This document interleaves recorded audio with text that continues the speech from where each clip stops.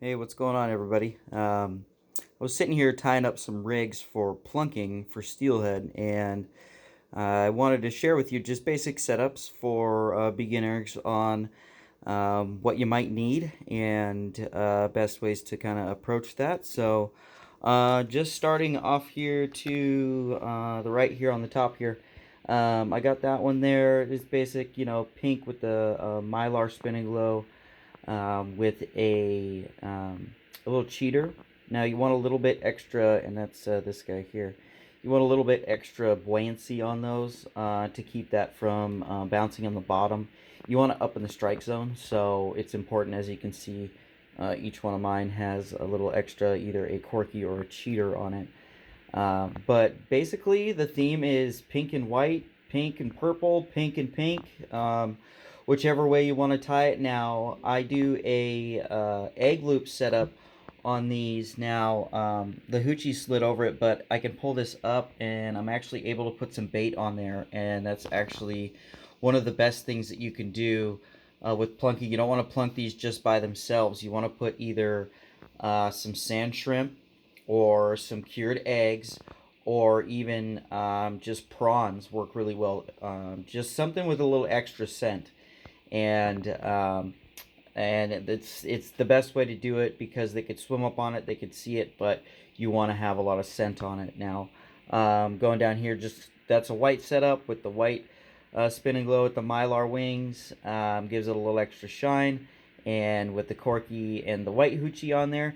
Now these are glow beads on the back here. I have these on these top three setups just for a little added visual early in the morning while it's down there. Just whatever works. Some people really like the glow effect, and it helps attract them, so just threw that in there. Now this bottom one is a little different. I just put some beads, some 6mm beads on here, just to simulate a couple of eggs floating there in the current, and you can see just the pink spinning glow with just the white wings, no mylar on that, and a little cheater, or I'm sorry, a corky to keep that up off the bottom. Now, to hook that up, it's better that you have spreader bars, and these are the different sizes that I run. These bigger ones are for king salmon. I run this little one for steelhead. You want to just tie your rig up to the spreader bar. Now, you do want to use a snap swivel because everything is going to be sitting there spinning, and it might tie up and get tangled up really fast if you don't. As you can see, this does have a nice swivel on it, so I just took these ones off because they were getting older.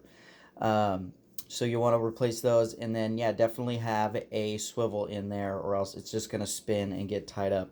Now at the bottom of your spreader bar, you want to tie it to your weight. Obviously these pyramid weights work really well for me. A lot of other people use different weights, but I suggest these for your first time because they sink right in. Bring several sizes. As you can see in my box here, I have several different sizes: 3, 4, 5, 6 ounces. And basically everything else, every other color, every other size that you might need. These are just some of the basic setups here.